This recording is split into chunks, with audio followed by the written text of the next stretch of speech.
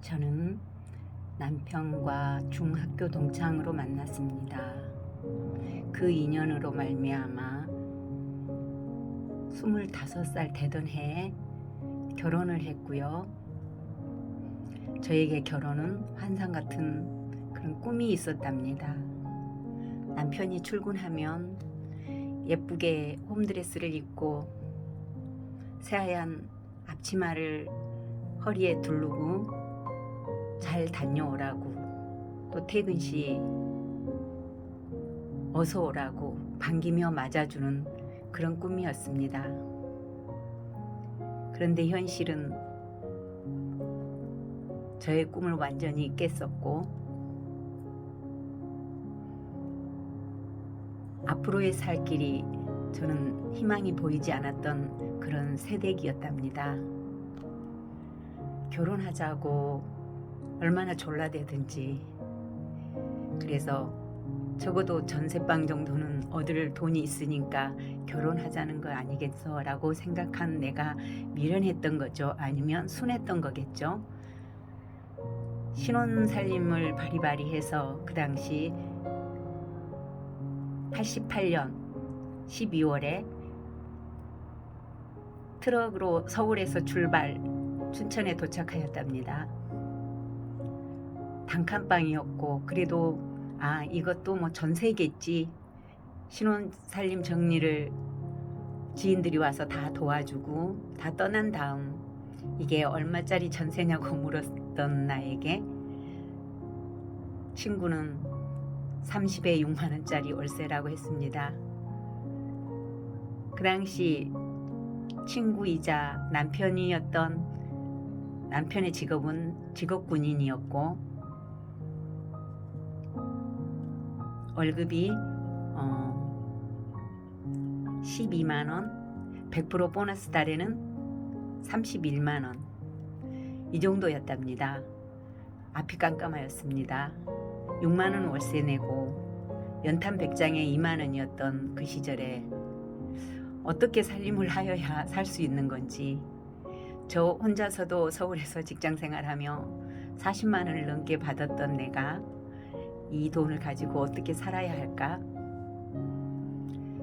그 신혼도 즐기기 전에 그런 고민에 빠졌던 그런 시기였답니다. 우울했습니다. 이곳에는 아는 사람이라고는 남편밖에 없었고, 아무도 모르는 사람들과 너무 현실이 답답한 저에게는 약간의 우울감도 오기 시작했었죠. 이 현실을 극복하기도 전에 시집살이는 시작되었답니다.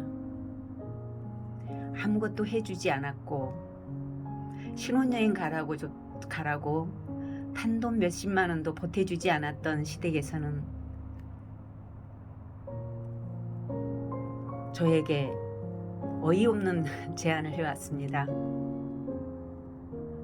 그때 당시 큰 시숙님네 아이들이 6학년, 5학년 초등학교 이랬던 것 같은데, 어머님께서 느닷없이 이 아이들은 너네가 가르쳐야 된다라고 했습니다.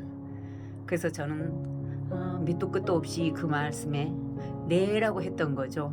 근데 현실에 와서 살아보니 우리도 살기 너무 어려운데 왜 그런 말씀을 하셨을까? 무엇 때문이었을까? 저는 남편의 형제들 중 6남매 중 남편이 5번째였고 아들로는 둘째 아들이었습니다.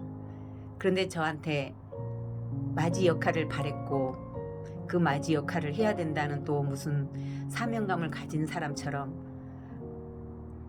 정말 쥐뿔도 없는데 마음은 너무너무 무거웠던 거였죠.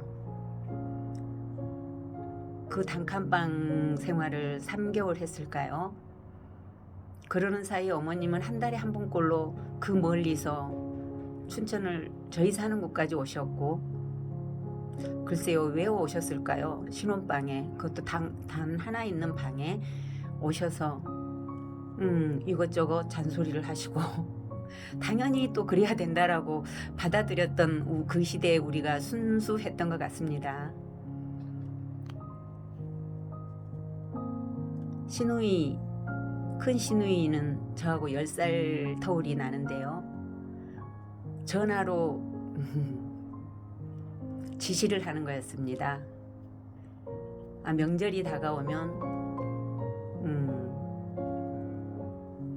갈 수 없는 형편임에도 불구하고 가라고 하였던 죽더라도 가는 길에 죽어라 라고 그렇게 무서운 말씀을 함부로 하셨던 시누이 큰 누님이 계셨습니다. 그거는 나중에 자세하게 들려드릴 얘기고요. 3개월 동안의 월세방을 살면서 저가 가져간 지참금이 있었기에 그걸 버틸 수 있었답니다. 남편이 미웠습니다. 이렇게 아무것도 없는데 왜 그렇게 결혼을 하자고 졸랐을까요? 무엇 때문이었을까요? 나를 이렇게 데려다 이렇게 마음고생을 시키고 싶었나? 저는 친정 부모님에게도 다 속였습니다.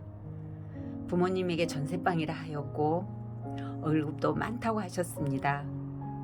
뭐 그런 거를 알 리가 없는 부모님은 딸의 말을 진정 믿어주셨고, 그래 너네만 잘 살면 되지 뭐 라고 해주신 우리 친정 엄마 아버지,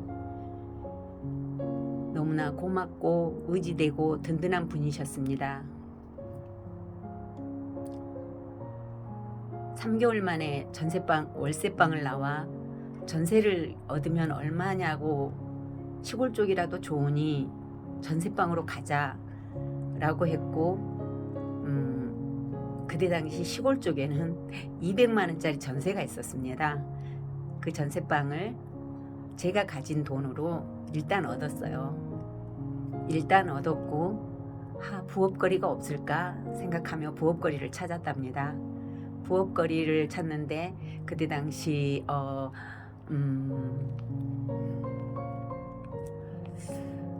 진주 방울로 자동차용 시트 커버를 하나 완성하는데 2,200원을 주더라고요.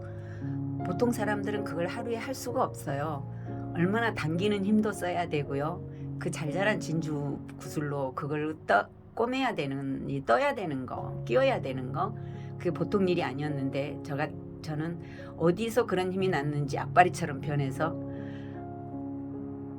며칠에 걸려서 하나 뜰까 말까 하는 거를 이틀이면 하나씩을 떴고, 남편의 월급은 손대지 않았고 그 부업하는 그걸로 한 달 한 달을 버텨가기 시작했습니다.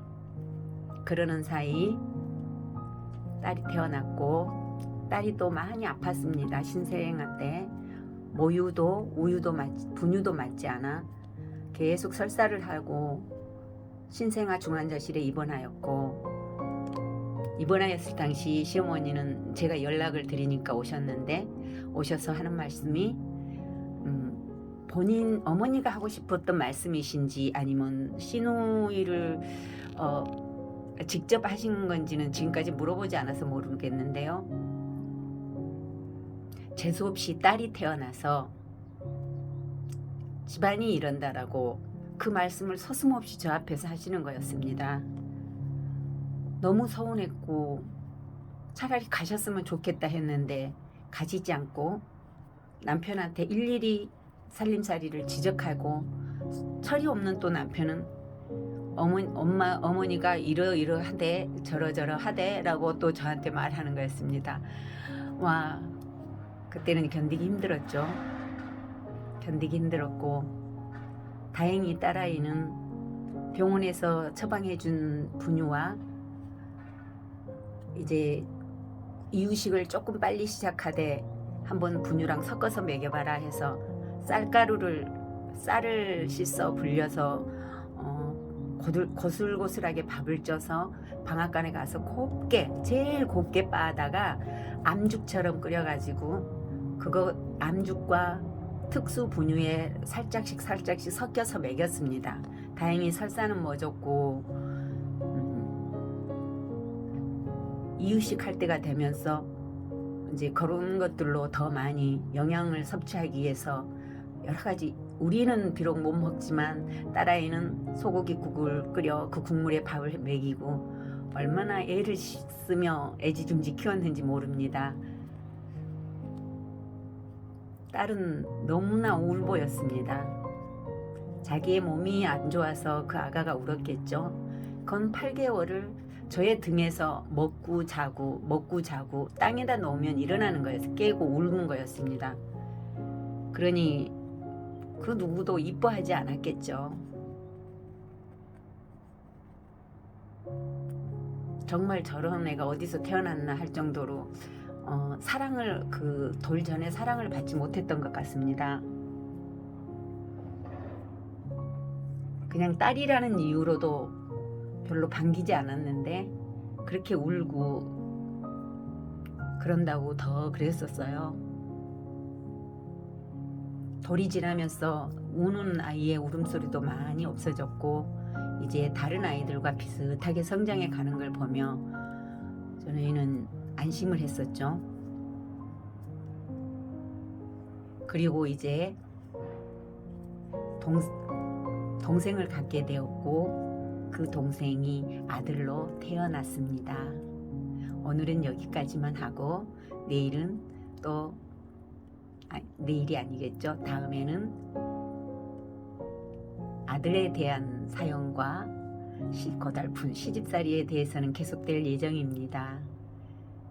여러분 들어주셔서 감사합니다. 안녕히 계세요.